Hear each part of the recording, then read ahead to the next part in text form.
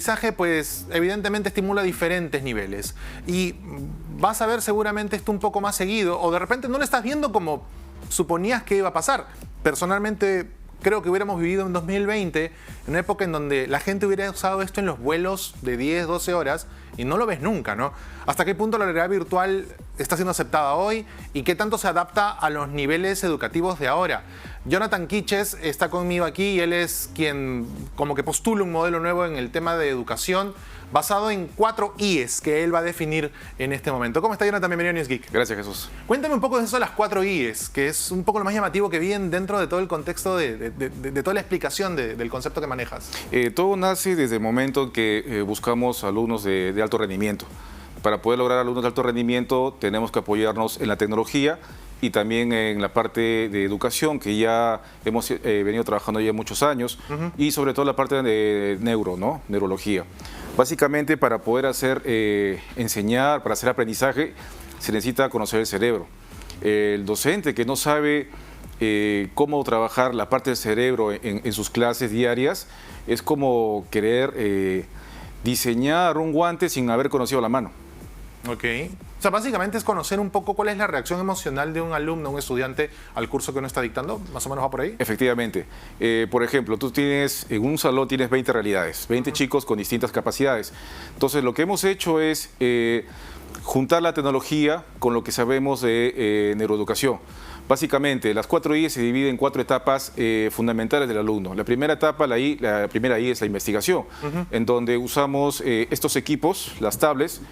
Básicamente hemos eliminado ya el tema de los textos físicos con lecturas virtuales, porque los chicos de ahora deben entender que deben leer lo que a ellos les gusta, no lo que uno imponga. Entonces, en las aulas lo que hemos hecho es, en algunos colegios tenemos las tablets con lecturas, en otros colegios tenemos laboratorios, en otros colegios tenemos lecturas físicas. Ok, a ver, hay un punto que quiero aclarar acá que tiene que ver con este tema lectivo sobre las lecturas o lectivo. Obviamente uno prefiere leer lo que le gusta, de acuerdo con eso. Sin embargo, uno puede agarrar un libro físico también de lo que te gusta. Por supuesto. Y de repente el desgaste ocular o el cansancio ocular es menor cuando lees un libro físico que una tablet. ¿Por qué una tablet? Lo que pasa es que la tablet, ojo que en el sistema educativo no se utiliza las 8 horas, se utiliza solamente por periodos de 30 minutos, que es mucho todavía, ¿no? Básicamente lo que se necesita es que el docente pueda captar la atención del alumno en unos minutos. En unos minutos. Bueno, sí, estamos en una época de sorpréndeme o piérdeme muy marcada. Efectivamente, ¿no? Entonces, esto viene acompañado con música clásica. Por eso el uso de los audífonos en muchos casos. Entonces, la música, hablando a nivel neuronal, bloquea todo tipo de sonido. Ya, pero bloquea. A un niño no le gusta la música clásica, de repente le ponemos algo que le gusta y lo estimulamos de otra forma. En realidad, llevamos ya 7 años con el proceso. Usábamos mucho Beethoven, mucho Mozart, pero al momento de la lectura y con los videos que tenemos de respaldo, justamente se ve que la música clásica acompaña a la lectura.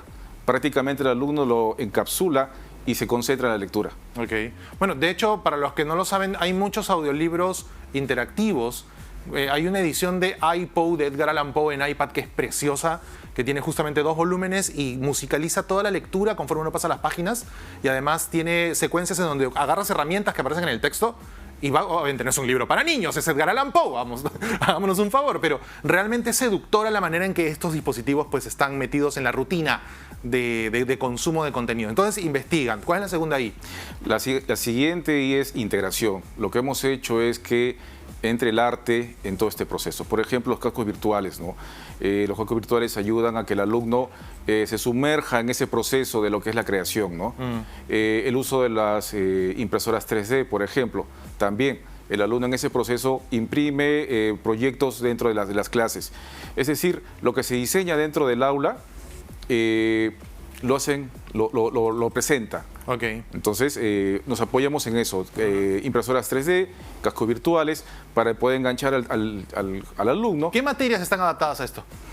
Las principales: matemática, comunicación, ciencias naturales y personal social. Ah, ok.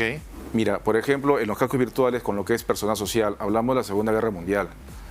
Hablabas de videojuegos, por ejemplo, Call of Duty.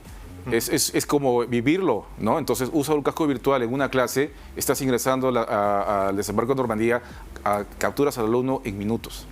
y aprende. Sí, pues es un poco todo lo que se genera alrededor justamente para llamar la atención, cómo se realiza, reproduce la secuencia. ¿Cuál es la tercera ahí en todo este proceso? La siguiente es innovación. Básicamente lo que hemos aplicado nuevamente el uso de la tecnología con tablets y lo que también es música, pero esta vez con comprensión lectora, que es básico para que el alumno pueda aprender, ¿no?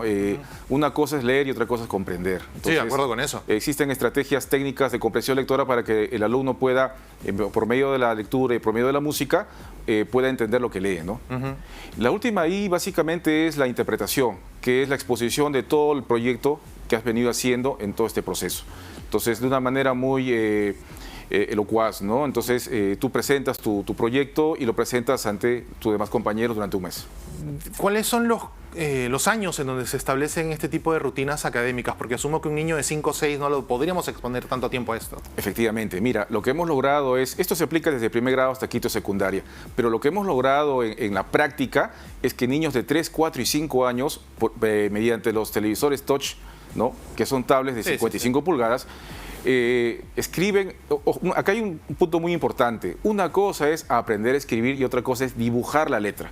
Entonces, un alumno de 3, 4 y 5 años, mediante las tablets o los televisores touch de 55 pulgadas, dibujan la letra A, dibujan la letra B. Entonces, cuando llegan a 5 años, cuando llegan a primer grado de primaria, conocen perfectamente el diseño de la letra. Entonces, no necesitan agarrar un lápiz, simplemente con su dedo, un televisor touch, pueden dibujar el alfabeto. Bueno, ahí también es un tema de complemento de habilidades finas el hecho de agarrar un lápiz, ¿no? O sea, no se trata simplemente de aislar procesos que hoy consideraríamos obsoletos, sino de complementar con lo que hay hoy. Ahora, estas cosas, o sea, todo lo que tiene que ver con cascos, con tablets, son productos que pasan por un proceso de obsolescencia. O sea, esto en 2 años va a ser inútil. Sobre todo porque no va a aguantar el procesador, no va a estar acorde con la RAM, no va a estar acorde con las aplicaciones nuevas. ¿Cuánto le cuesta a una entidad educativa renovar en hardware esto? Bueno, aproximadamente 10.000 soles, aproximadamente. ¿Cuántas de estas unidades tienen? Debería haber un mínimo de 2 a 3 cascos por colegio, ¿no? Mínimo, pero básicamente es el CPU, ¿no? Lo que hay que ir renovando, ¿no?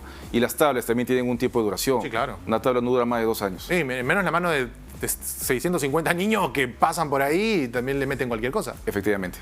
En todo caso, ya para terminar, ¿cuál crees tú que es el impacto más importante de la implementación de esta estrategia? Que el alumno aprenda en el menor tiempo posible. La educación clásica te obliga a estar en carpetas, todos en fila, mirando al frente. Con esta nueva metodología no solamente es el tema de estos equipos, sino las aulas 360, que te ubican por grupos de alumnos con 2 televisores a la izquierda a la derecha y hace que el alumno pueda tener movimiento ocular siempre de izquierda a derecha, y donde él vea siempre encontrará un televisor que pueda ayudar al conocimiento. Básicamente el ojo es el conducto del aprendizaje, entonces hacer que el alumno gire a la izquierda y gire a la derecha crea una sinapsis en el cerebro, entonces eso genera conocimiento muy profundo, ¿no? Muy bien. Y ha funcionado bastante bien, ¿no? En la actualidad tenemos colegios en Lima, en PRO, en Caraballo, los colegios Garcilaso, y un colegio en Ayacucho, Ángeles de María Romero. Está funcionando muy bien esto. Muy bien. Jonathan, gracias por tu tiempo. Jonathan Quiches del Colegio Inca Garcilaso de la Vega de Pro estuvo con nosotros para mostrarnos cómo ellos implementan tecnología de este tipo en la currícula tradicional. Recuerda que ya no se trata de tener cursos del siglo XIX con profesores del siglo XX para alumnos del siglo XXI. Hay que estandarizar todo esto. Vamos a una pausa. Luego en el corte, el equipo del día, que debo tenerlo por ahí, está así de chiquito. Vamos también con noticias virales y más en esta edición de News Geek por RPP TV. Regresamos.